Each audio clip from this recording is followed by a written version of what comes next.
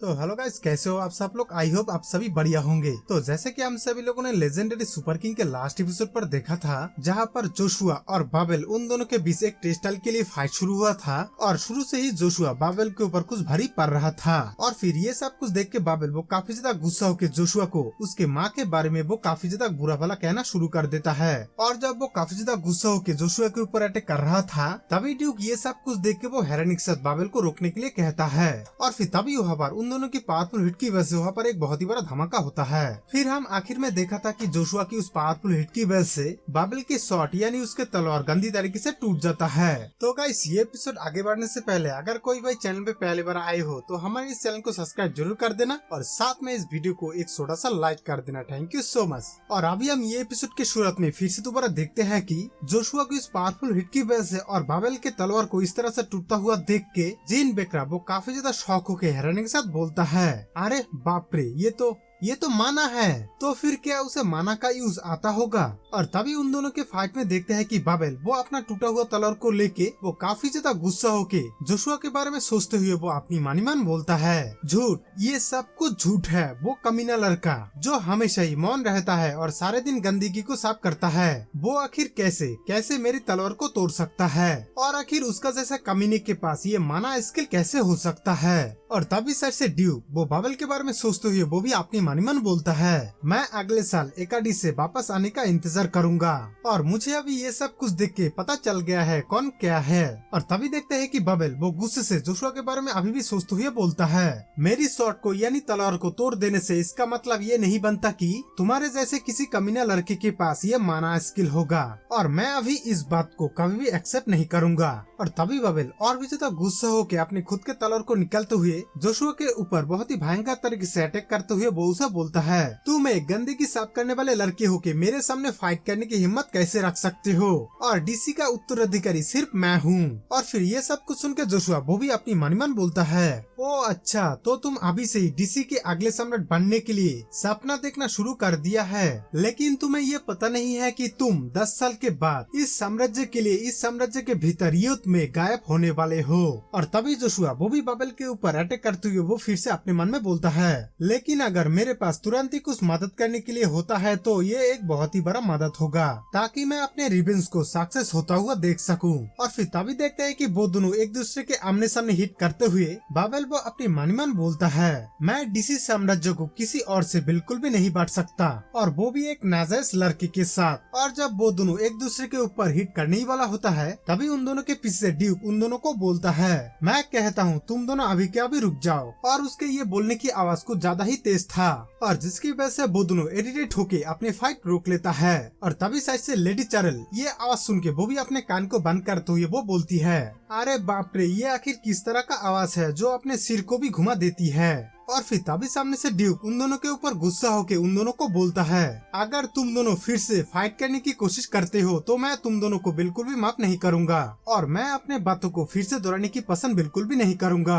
और तभी बाबेल ये सुन के वो काफी ज्यादा घबराते हुए जोशुआ की तरफ गुस्से से देखते हुए वो अपनी मानीमान बोलता है, ये कमीना मेरी हाथों से हर बार बच जाता है, लेकिन आखिर तुम कब तक मेरे हाथों से बचोगे। और फिर तभी साइड से शिफॉन शुरू से ये सब कुछ होता हुआ देख के वो जोशुआ के ऊपर काफी ज्यादा गुस्सा होके वो अपनी मानीमान बोलता है, बिल्कुल भी नहीं, मैंने जो ये सब कुछ देखा है वो सच नहीं है। आखिर उस 9 साल के लड़के के पास माना स्किल कैसे हो सकता है, और ये इतिहास में पहली बार हुआ है जो मैंने देखा है। और दूसरे शब्दों में ये एक बहुत ही बड़ा अमेजिंग फैक्ट है। और फिर तभी उसके सामने से ड्यूक वो शिफॉन को बोलता है, शिफॉन, क्या तुम्हारे सवाल का जवाब ये पर्याप्त नहीं है? आखिर तुमने अपने आंखों के सामने ये सब कुछ होता हुआ देखा है। और तभी शिफॉन वो इस बात पर वो बोलता है, हाँ मेरे भगवान, मुझे अब कोई डाउट नहीं है, लेकिन मैंने माना स्किल को किसी को इस तरह से यूज करता हुआ किसी को नहीं देखा। और तभी उसके पीछे जिन बेकरा वो भी ड्यूक को बोलता है, ड्यूक एग्नेस, मैंने जो अभी अभी देखा है वो निश्चित रूप से एक माना स्किल है, और मुझे इस पर कोई दूसरा डाउट बिल्कुल भी नहीं है। और तभी वो इस बारे में सोचते हुए वो फिर से बोलता है, मैं यंग मास्टर जोशुआ के माना के ऊपर विचार करते हुए देखा है कि वो अभी यंग मास्टर बाबेल के तुलना में कई ज्यादा अधिक है, लेकिन ये माना एक अलग तरीका का है जिसे हम बिल्कुल भी नहीं जानते हैं। और ये सब कुछ सुन के लेडी चैरल और कैन वो दोनों ही काफी ज्यादा एक साथ शॉक हो जाता है। और तभी हेरन के साथ लेडी चैरल वो बोलती है,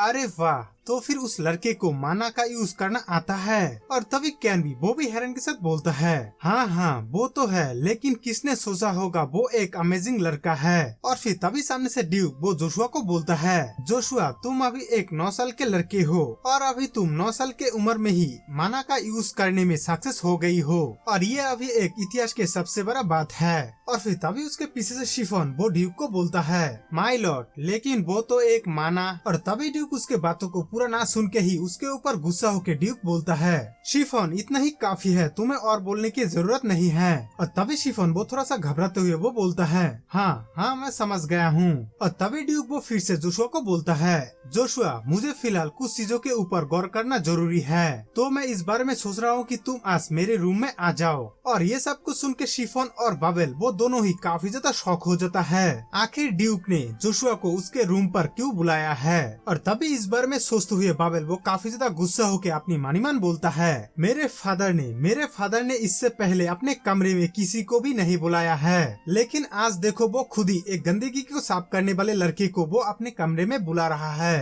और ये सब कुछ आखिर कैसे हो सकता है। और जब भी मैं उस कमीने के बारे में सोचता हूँ तो मेरा खून खौल उठता है। और फिर तभी जोशुआ वो बाबेल के सामने जाके वो उसे बोलता है, मैं समझता हूँ तुम्हारी मन में अभी मेरे बारे में क्या चल रहा है। उसके बाद हमें फिर से ड्यूक एग्नेस के गेस्ट रूम पर फिर से दिखाया जाता है कि जहाँ पर लेडी चैरल वो एक बेड के ऊपर खुशी से उछलते हुए वो बोलती है, पापा ये एक बहुत ही अद्भुत खुशी है और मैं इसके बारे में तुम्हें बताता हूँ। और तभी कॉक्स उसके ये हरकत देख के वो बोलता है, माय लेडी तुम शांत रहो और तुम्हें अभी से ही अपनी गरिमा को बनाए रखनी होगी।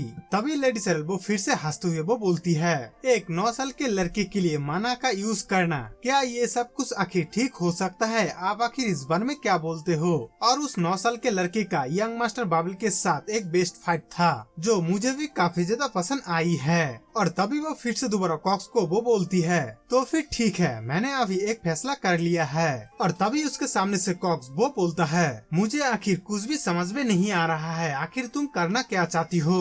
और तभी लेडी चैरल वो फिर से उसे बोलती है, वो लड़का जोशुआ ड्यूक एग्नेस के नाजायज बच्चे होने पर मैं अभी इस बात को लेके काफी ज्यादा परेशान हूँ, आखिर मैं उस लड़के को अपना बनाऊं या नहीं। तो फिर गाइस अभी हमारा आज का ये एपिसोड के डी एंड यहाँ पर ही होता है और हम लोग बहुत ही जल्द इसके नेक्स्ट एपिसोड में देखेंगे कि ड्यूक एग्नेस ने आखिर जोशुआ को अपने रूम पर क्यों बुलाया है और जो लेडी चैरल है वो जोशुआ के बारे में अपना डिसाइड क्या लेती है। तो फिर गाइस अभी तक जिसने भी वीडियो को लाइक नहीं किया है वो जल्दी से वीडियो को लाइक कर देना और साथ में चैनल में पहली बार आए हो तो हमारे नेक्स्ट एपिसोड देखने के लिए हमारे चैनल को सब्सक्राइब जरूर कर देना और साथ में हो सके तो अपना इम्पोर्टेंट कमेंट भी कर देना। तो फिर मिलते हैं हम लोग बहुत जल्द किसी और एक एपिसोड में। अभी के लिए टाटा, गुड बाय, टेक केयर।